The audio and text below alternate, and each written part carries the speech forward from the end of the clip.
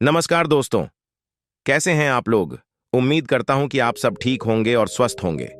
दोस्तों, आप सब लोगों का आपके अपने चैनल इंस्टेंट मोटिवेशन हिंदी में बहुत बहुत स्वागत है। CR7। दोस्तों, आप जब ये नाम सुनते हैं तो आपके दिमाग में सबसे पहले क्या आता है? कमेंट बॉक्स में जरूर बताइएगा, क्योंकि जब मैं सुनता हूं तो मुझे बस मोटिवेशन सुनाई देता है।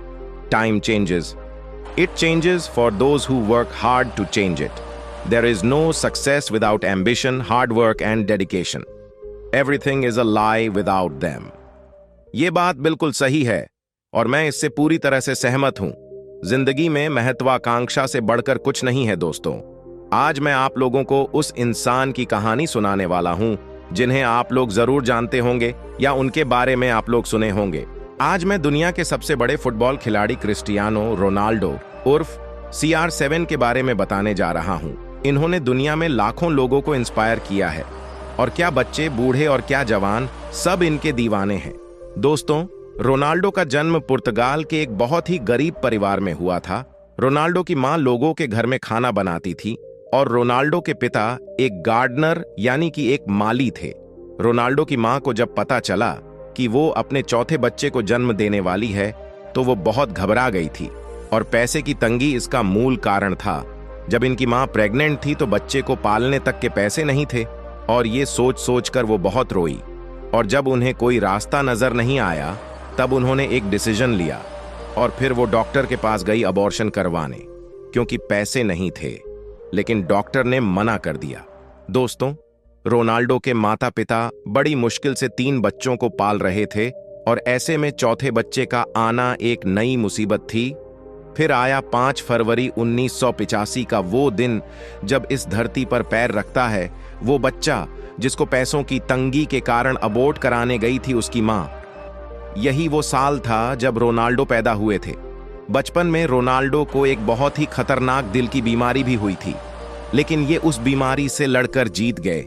लड़ना और जीतना, यही एक सच्चे वॉरियर की निशानी है।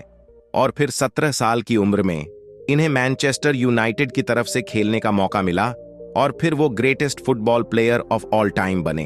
रोनाल्डो के जीवन में सबसे ज्यादा महत्वपूर्ण इंसान है उनकी मां, क्योंकि उनकी मां ने बहुत दुख झेलकर उनको पाला, पढ़ाया और फुटबॉल क्लब में उनका एडमिशन भी कराया। रोनाल्डो खुद से भी ज्यादा अपने मां से प्यार करते हैं। एक बार एक पत्रकार ने पूछा कि आपके सफलता का क्या राज है?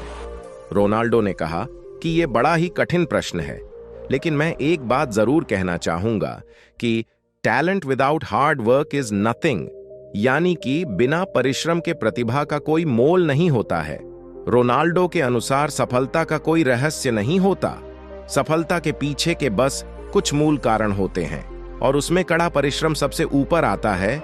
उन्होंने कहा कि the secret behind my success is dedication, discipline and hard work. दोस्तों, पूरी दुनिया क्रिस्टियानो रोनाल्डो की फैन है, सिर्फ इसलिए नहीं कि वो बहुत बड़े खिलाड़ी हैं, बल्कि इसलिए कि वो एक बहुत अच्छे इंसान हैं।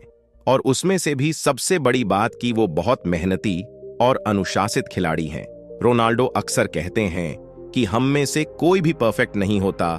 हम कई बार फेल होते हैं, गिरते हैं, बहुत उतार चढ़ाव देखते हैं, लेकिन सबसे ज्यादा जरूरी है गिरने के बाद और भी मजबूती के साथ उठकर खड़ा हो जाना।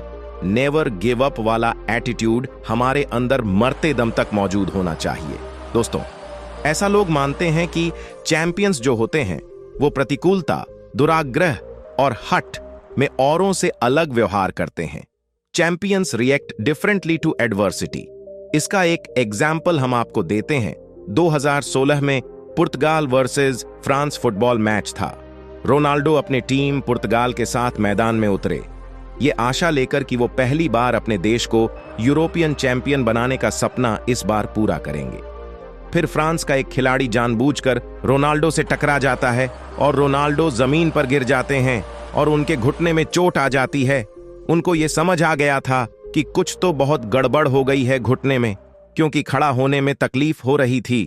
रोनाल्डो को मैदान के बाहर ले जाया गया और चोट की जांच की गई। रोनाल्डो ने पूरे टूर्नामेंट में बहुत जबरदस्त प्रदर्शन दिखाया था और फ्रांस जैसी दिग्गज टीम को भी हराने का दारोमदार रोनाल्डो पर ही था। फिर रोनाल्डो ने कहा, मैं खेलूंगा। फिजियो ने घुटने पर बैंड, टेप और ऑइंटमेंट लगाया और रोनाल्डो मैदान में चले गए। थोड़ी देर बाद फिर से रोनाल्डो को उसी जगह दर्द हुआ और इस बार ज्यादा दर्द हुआ। वो दोबारा बाहर आए और फिर से इलाज करा के दोबारा मैदान में गए, लेकिन फिर थोड़ी ही देर के बाद रोनाल्डो को उसी जगह दर्द हुआ और इस बार तो ना बर्दाश्त होने वाला दर्द हुआ और फिर स्ट्रेचर के सहारे रोनाल्डो को मैदान से बाहर ले जाया गया और रोनाल्डो की आंखों में इस बार आंसू थे और वो बहुत भावुक हो गए थे। बाद में उन्होंने ये बताया कि उन्हें लगने लगा था कि देश का यूरोपियन चैंपियन बनने का सपना पूरा नहीं हो पाएगा, लेकिन फिर मैच के दौरान रोनाल्डो हाफ टाइम ब्रेक में टीम से मिले और सारे प्लेयर्स को ये यकीन दिलाया कि अगर हम सब मिलके लड़े तो दुनिया के किसी भी टीम को हराना इतना मुश्किल नहीं है। रोनाल्डो के मोटिवेशन से टीम में नया जोश आया और पुर्तगाल ने फाइट बैक किया। मैच के दौरान रोनाल्डो ने कोच की भूमिका निभाई।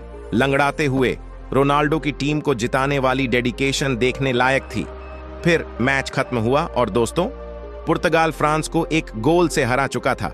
मैच का टाइम ओवर होते ही पूरी टीम ने रोनाल्डो को गले लगा लिया।